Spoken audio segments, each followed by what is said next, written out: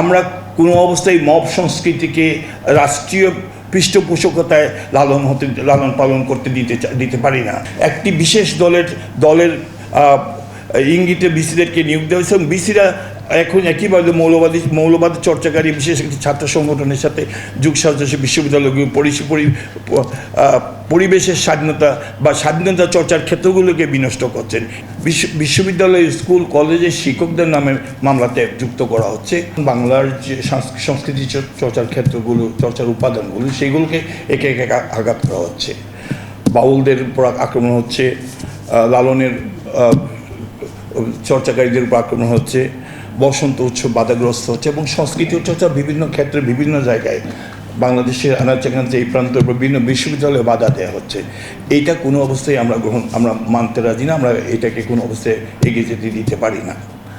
আগে ছিল আরেকটা বিশ্ববিদ্যালয়গুলোতে আগে ছিল একটা, সেটা ছিল যে বাংলাদেশের একটা প্রচলন ছিল পুলিশ মামলা করতো শত শত লোকের বিরুদ্ধে এবং বলতো আরও অনেকে। সেক্ষেত্রে মামলার আসামিরা হতেন রাজনৈতিক প্রতিপক্ষ।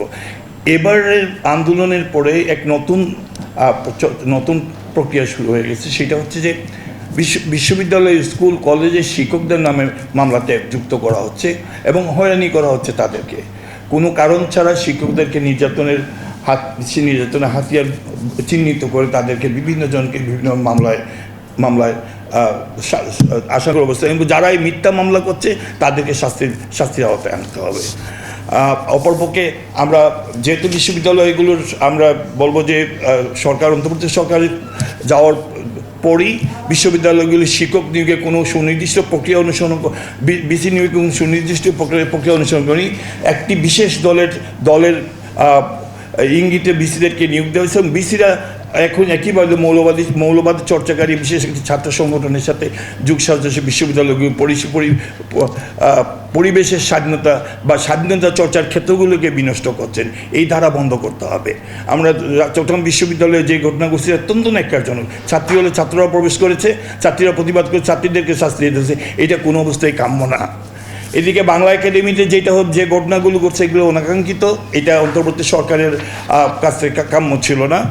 বইমেলাকে কিতাব মেলাতে রূপান্তরিত করার যে আকাঙ্ক্ষা, সেটা অত্যন্ত নিন্দনীয়। সুস্পষ্ট বলবো যে বইমেলাকে বইমেলা রেখেই বাংলার মানুষের সংস্কৃতি চর্চার যে বিকশিত ধারার এটা উদাহরণ, সেটাকে এগিয়ে নিয়ে যেতে হবে। আরও একটি বিশেষ দিকে আমি দৃষ্টি আকর্ষণ করতে চাই। আমরা কোনো অবস্থায় মব সংস্কৃতিকে রাষ্ট্রীয় পৃষ্ঠপোষকতায় লালন পালন করতে দিতে পারি না। বিশেষ উপদেষ্টা বা বিশেষ রাষ্ট্রীয় পৃষ্ঠপোষকতায় গজিয়ে ওঠা নেতারা এখানে সেখানে ওকে মারার জন্য যে মবের